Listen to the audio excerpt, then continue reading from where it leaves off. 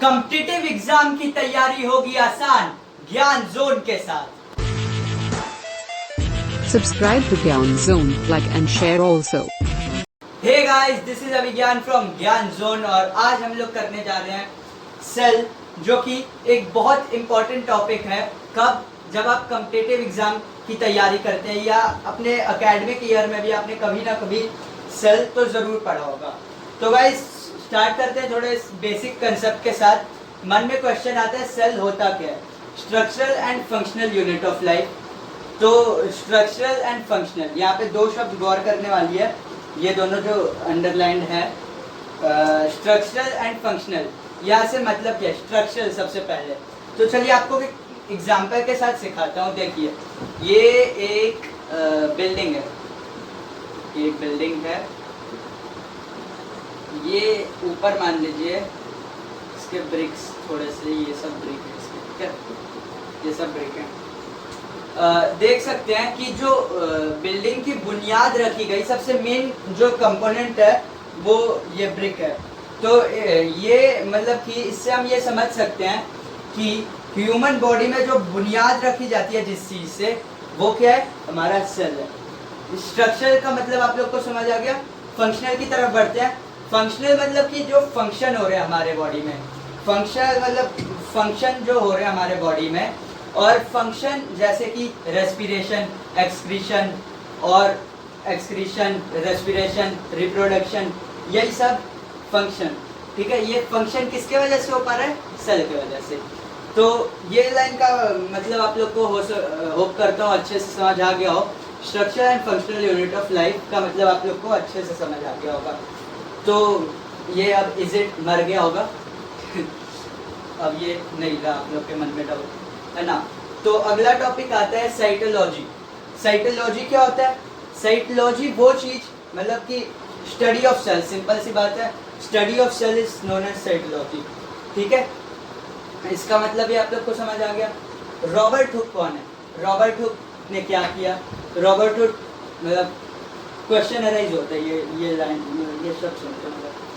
तो देखिए, dead cell का खो जाता है, मतलब कहाँ खो जाता है? इनने डेड सेल खो जाता है कहाँ? स्पेनिश ओक ट्री में खो जाता है इनने डेड सेल खो जाता है, याद रखिएगा। और कब खो जाता? 1665 में, ठीक है। और फिर अगला बात आता है एबी ल्यूएन को। अब इससे हम लोग आगे बढ़े तो यहाँ तो डेड सेल का पता चला, फंक्शन कहाँ से आ गया? स्ट्रक्चर भले ही पता चल गया कि छोटा छोटा एकदम, और लेकिन फंक्शन कहाँ से आया?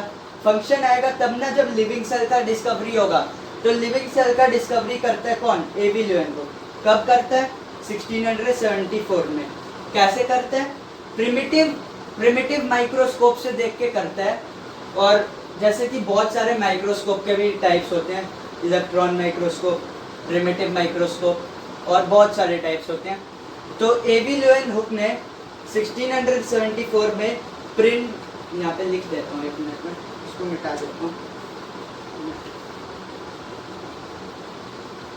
एबी ल्यूएन हुक ने 1674 में लिविंग सेल की डिस्कवरी की थी। किससे की थी? With the help of primitive microscope, ठीक है। तो एबी ल्यूएन हुक ने लिविंग सेल की डिस्कवरी की थी प्रिमिटिव माइक्रोस्कोप के इससे हेल्प से, और इसने इसी प्रिमिटिव माइक्रोस्कोप से कई सारे चीजें भी देखी थी, जैसे बैक्टीरिया तो देखा था इसने, बैक्टीरिया, ह्यूमन स्पर्म, और क्या देखा था इसने? और देखा था इसने आरबीसी, डब्ल्यूबीसी, ये सब बहुत सारी चीजें इसने देखी थी अपने प्रिमिटिव माइक्रोस्कोप, इसके सेल्फ डेवलप माइक्रोस्कोप की वजह से।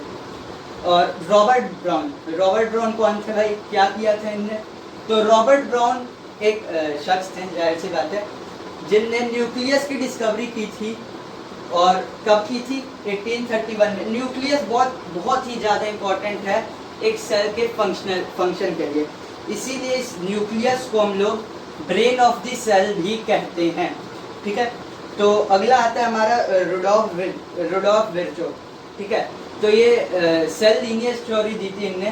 क्या कहा था इस सेल लीनियर थ्योरी में, एक मिनट यही बताऊंगा, इनने कहा था ओमनी सेल्यूलर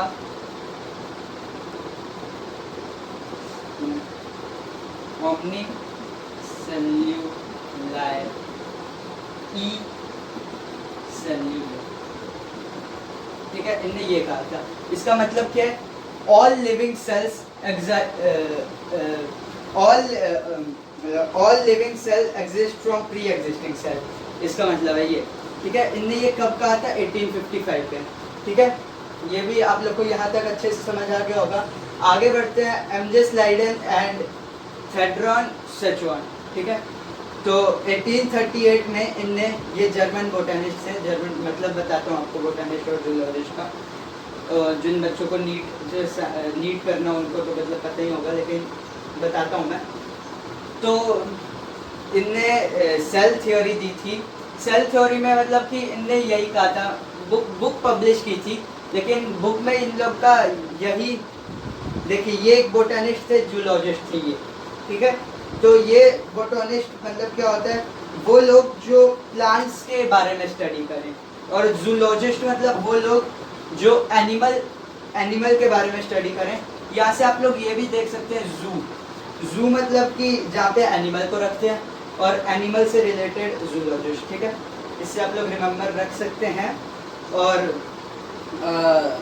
सेल थ्योरी की बात की जाए तो इन लोग ने, ये लोग मिले एक ओकेजन में मिले ये लोग, और इन्होंने नोटिस, इन लोग बात, दोनों भाई अब साइंटिस्ट हैं, तो अब इन दोनों ने बात छेड़ी क्या कि आपने तो बुक पब्लिश की, मैंने भी बुक पब्लिश की, तो इन दोनों ने कॉमन बातें ले ली उन दोनों बुक पे की, और एक नया बुक निकाला जिसका नाम था सेल थ्योरी, जिसमें मोटा मोटी यही बात कही गई थी कि structural and functional unit of life is cell, ठीक है। तो इसके बाद आता है हमारा इलेक्ट्रॉन माइक्रोस्कोप, ठीक है। इलेक्ट्रॉन माइक्रोस्कोप क्या होता है, ये 1940 में बनाया गया था। अब एक ऐसा इकलौता पर्सन नहीं था जिसने बनाया था, साइंटिस्ट की एक टीम ने बनाया था, और ये एक ऐसा माइक्रोस्कोप है जो काफ़ी हद तक चीज़ों को मैग्नीफाई करके देख सकता है, ठीक है। आप लोग को होप करता हूँ ये सब चीज़ें समझ आ गई हो। मिलते हैं हम लोग अगले वीडियो में, तब तक के लिए bye, stay connected, stay learning.